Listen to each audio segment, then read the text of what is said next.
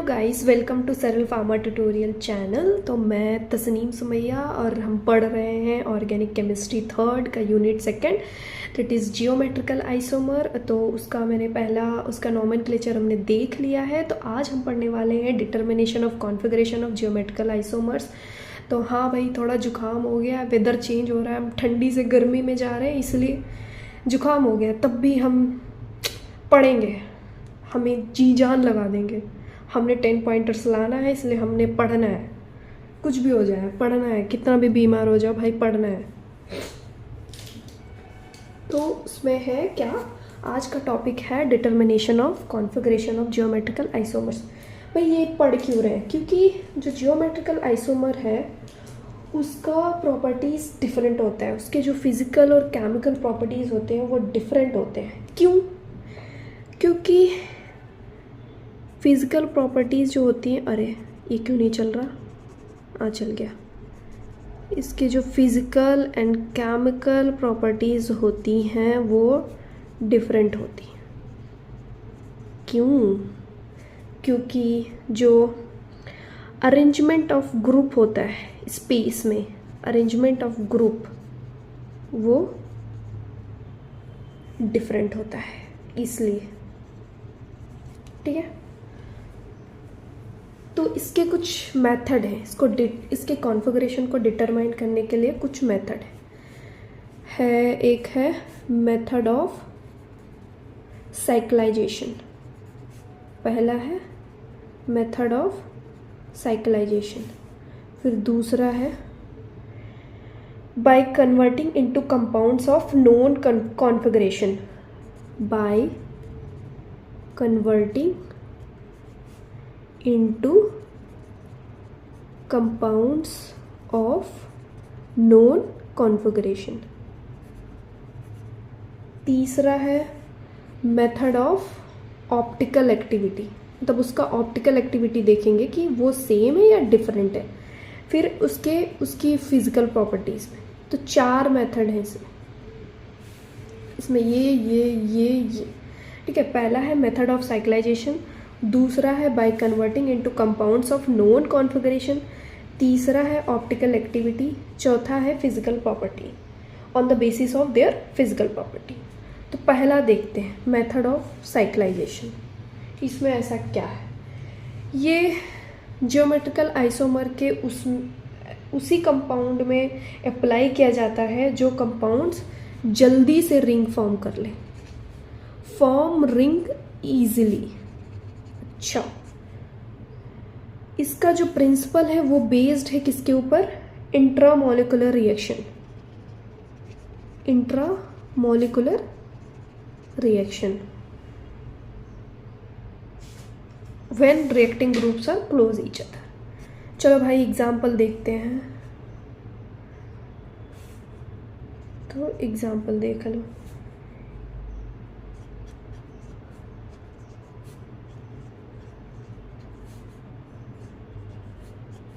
ये क्या है, ये है फ्यूमेरिक एसिड,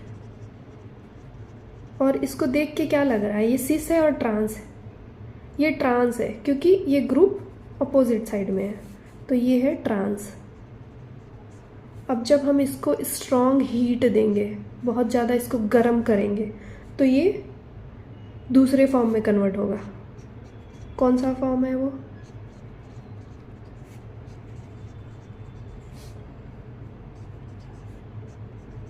ये क्या है, ये सिस है। क्यों सिस है, क्योंकि दोनों ग्रुप सेम साइड में है। और इसको क्या बोलते हैं, इसको बोलते हैं मैलिक एसिड। अब इसको देख के कुछ लग रहा है इसमें इंट्रामोलिकुलर रीअरेंजमेंट हो सकता है, यस। तो ये कैसे होगा, C डबल बॉन्ड C, अरे भाई ये हो गया। इसको क्या बोलते हैं, मैलिक एनहाइड्राइड।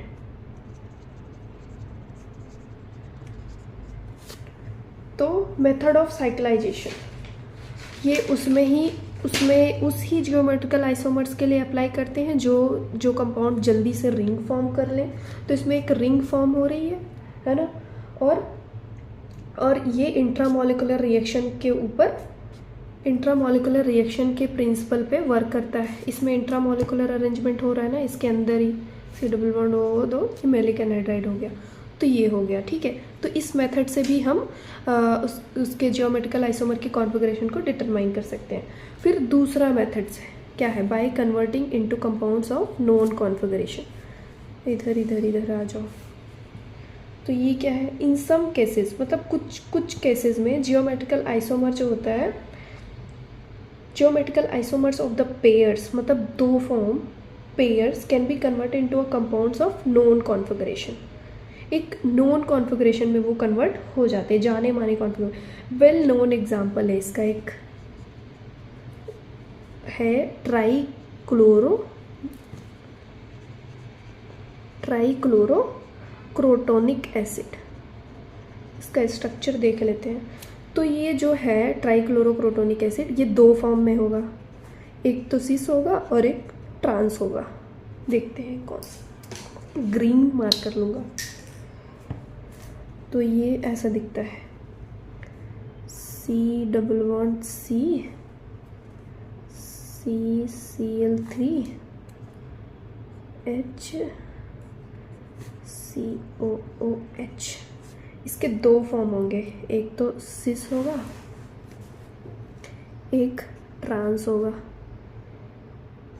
तो ये CH ले लो, हाइड्रोजन। तो ये क्या है, ये क्या होगा, ये ट्रांस होगा, ट्रांस ट्राइक्लोरोक्रोटोनिक एसिड, और ये सिस होगा। तो ये वाला फॉर्म जो है, जो ट्रांस फॉर्म है, जब इसका हम हाइड्रोलिसिस होता है, इसका जब हाइड्रोलिसिस होता है तो ये फ्यूमेरिक एसिड देता है, C double bond COH H क्या देता है, फ्यूमेरिक एसिड। पर इसका जब हाइड्रोलिसिस करते हैं सिस वाले का, तो no fumaric acid, no fumaric acid. ठीक है, और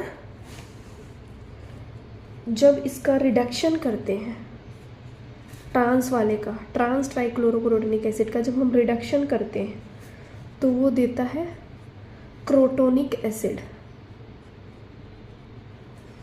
देता है crotonic acid, crotonic acid.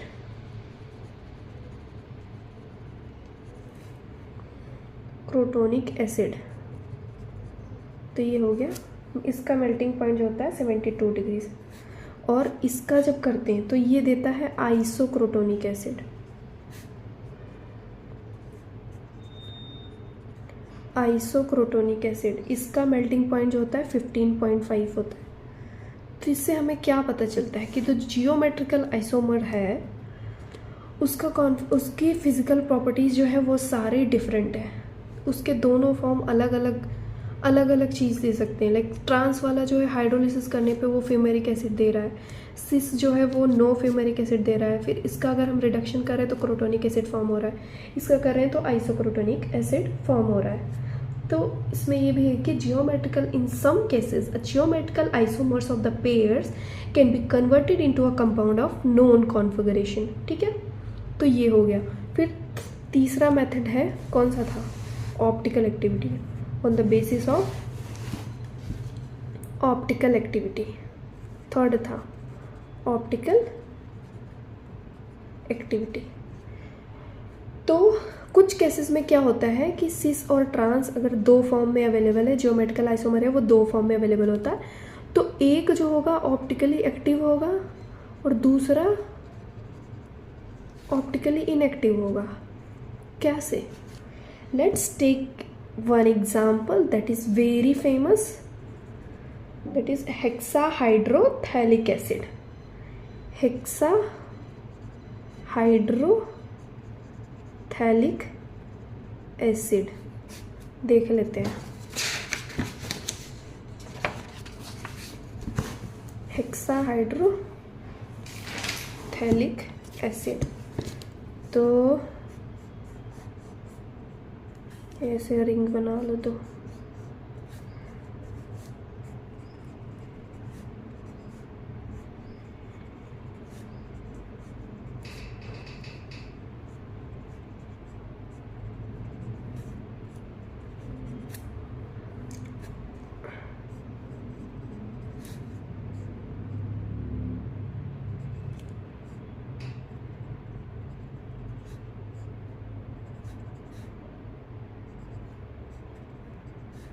HH।